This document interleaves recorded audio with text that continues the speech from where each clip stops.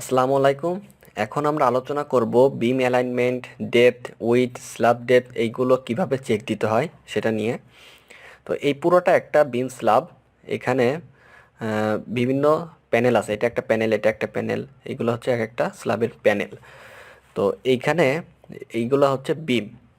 এখন এগুলো আমরা কিভাবে চেক দিব? ফার্স্টে যেটা করতে হবে, এই প্যানেলের যে এইখানের থেকে এই পর্যন্ত যে ডায়াগোনাল যে মাপটা আছে এটা ওকে আছে কিনা এটা দেখতে হবে। দেন কি করতে হবে, এর ডেপথ ঠিক আছে কিনা, এর উইডথ ঠিক আছে কিনা, এগুলো চেক দিতে হবে। চেক দেওয়ার পর এইখান থেকে এই পয়েন্ট থেকে এই দুই পয়েন্টের যে অ্যালাইনমেন্ট এটা সোজা আছে কিনা সুতা ধরে দেখতে হবে যে এটা একেবারে সোজা আছে কিনা। যদি আঁকা বাঁকা থাকে তাহলে কিন্তু এটা অ্যাকসেপ্ট করা যাবে না, সোজা থাকলে সেটাই অ্যাকসেপ্ট করতে হবে। এর ক্লিয়ার কভার ঠিক আছে কিনা এগুলো সব দেখতে হবে। আর এখানে কিন্তু আমরা দেখতে পাচ্ছি এটা কিন্তু বিমের ডেপথ উইডথ বেশি, এই বিমের উইডথ বেশি, এটার উইডথ আবার কম, এটা ইউনিফর্ম আছে, এখানে ইউনিফর্ম, এটা একটু কম, এটা একটু কম আছে, এদিকে ইউনিফর্ম আছে।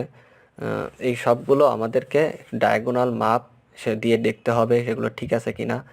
এরপর যেটা করতে হবে, যদি এটা একটা সেকশন আমরা ড্রয়িং করি যে এরকম বিম স্ল্যাবের, তো এই সেকশন ড্রয়িং করার পর যখন এইখানে যে স্টিলটা দেওয়া আছে এটা হচ্ছে স্ল্যাবের রেনফোর্সমেন্ট আর এটা হচ্ছে বিমের রেনফোর্সমেন্ট। এই রেনফোর্সমেন্ট দেওয়ার পূর্বে যেটা করতে হবে, এই স্ল্যাবের ডেপথ ঠিক আছে কিনা, এখান থেকে এইভাবে সুতা ধরে দেখতে হবে এখানে ডেপথ ঠিক আছে কিনা, এই পাশে ঠিক আছে কিনা, এইখান থেকে এই পর্যন্ত বিমের যে ডেপথ সেটা ঠিক আছে কিনা, এগুলো চেক দিতে হবে। এরপর দেখতে হবে যে এইখানে সোজাসুজি এটা একেবারে সমান আছে কিনা নাকি উঁচু নিচু আছে, সেগুলো দেখতে হবে সুতা ধরে। যে এইখানে দেখা গেল উঁচু আছে, এখানে আবার নিচু, এরকম কিন্তু অ্যাকসেপ্ট করা যাবে না। একেবারে সমান্তরাল আছে কিনা সেটা দেখতে হবে। এরপরে যখন রডটা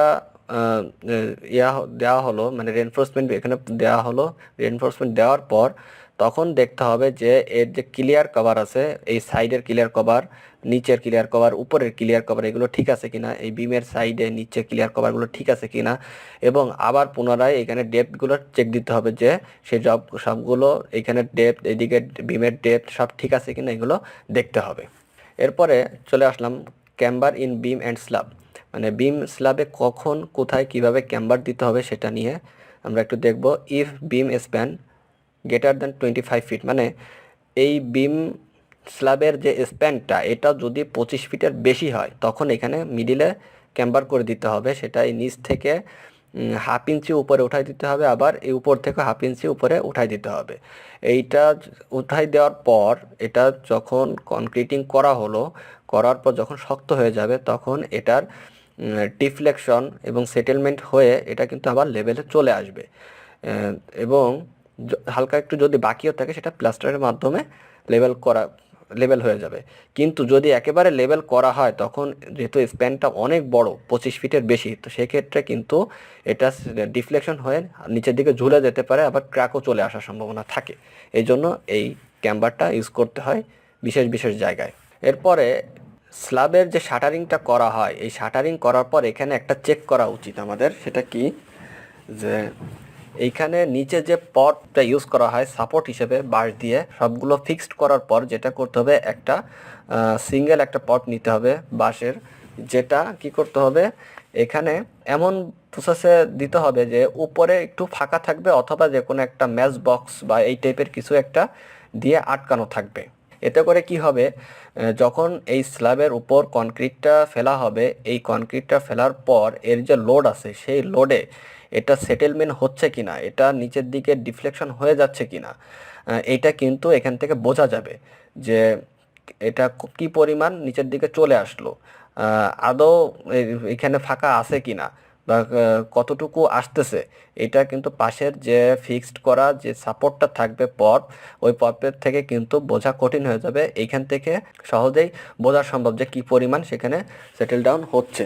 যদি হয়ে যায় তখন কিন্তু আমাদের সেইভাবেই তার পদক্ষেপ নিতে হবে যে এটা যেন নিচের দিকে না ঝুলে যায়, সেভাবে আমাদের কাজটা করতে হবে। তো এই চেকটা কিন্তু আমরা এখান থেকে জানতে পারলাম এবং এই চেকটা কিন্তু করা উচিত কাজের ক্ষেত্রে। তো এখন বিম অ্যান্ড স্ল্যাবের রিবার চেকটা কী কী দিতে হবে, যদিও এই রিবার নিয়ে আমরা আলোচনা করেছি এর আগে বারবেন্ডিং শিডিউলে, যে ক্লিয়ার কভার ঠিক আছে কিনা দেখতে হবে সব দিকে, স্ট্যান্ডার্ড হুক ঠিক আছে কিনা, স্পেসিং অ্যান্ড রিবার দেওয়া এগুলো ঠিক আছে কিনা এগুলো কিন্তু আমরা বার বেন্ডিং শিডিউলে অলরেডি আলোচনা করেছি যে কোথায় কিভাবে কি পরিমাণে স্পেসিংটা দিতে হবে ডিজাইন দেখে বুঝে, ডিজাইনে না থাকলেও বা কীভাবে সেটা প্রোভাইড করতে হবে এগুলো আমরা আলোচনা করেছি। ল্যাপিং ঠিক আছে কিনা, লোকেশন অ্যান্ড লেন্থ মানে ল্যাপিংয়ের যে লোকেশন কোথায় দেওয়া যাবে কোথায় দেওয়া যাবে না, লেন্থ ল্যাপিংয়ের যে লেন্থটা সেগুলো সব ঠিক আছে কিনা এগুলো চেক দিতে হবে। টাই অ্যাট বিম কলাম জয়েন্ট মানে বিম কলামের যে জয়েন্টটা আছে সেখানে টাই ঠিক আছে কিনা। রিবার রিবার কনগ্রেশন অ্যাট বিম কলাম জয়েন্ট মানে বিম কলামের জয়েন্টে যে রিবারগুলা এল হয়ে যায় মানে মাটাম, সে প্রত্যেকটা মাটামের থেকে একটা মাটামের থেকে আরেকটা মাটামের মাঝে 1 ইঞ্চি ডিস্টেন্স আছে কিনা এই সবগুলো চেক দিতে হবে। L hook at beam column joint, L হুকগুলো বিম কলামে যে জয়েন্ট ঠিকঠাক আছে কিনা সেগুলো দেখতে হবে। সাইড রিবার যদি এক্সট্রা কোনো সাইডে রিবার থাকে কোনো স্টিল থাকে সেগুলো প্রোভাইড করা হলো কিনা ঠিক মতো ডিজাইন অনুসারে এগুলো সব চেক দিতে হবে। আর এইখানে যে চেকেরগুলোর কথা বললাম এগুলো অবশ্যই যে এদিকের অ্যালাইনমেন্ট ঠিক আছে কিনা, এদিকে ডেপথ ঠিক আছে কিনা এগুলো কিন্তু রেনফোর্সমেন্ট দেওয়ার পূর্বেই করতে হবে। রেনফোর্সমেন্ট দেওয়ার পর কিন্তু স্টিল দেওয়ার পর এগুলো আর ঠিক করা সম্ভব হয় না, খুবই ডিফিকাল্ট হয়ে যায়। তো এই জিনিসটা অবশ্যই আমাদের মনে রাখতে হবে।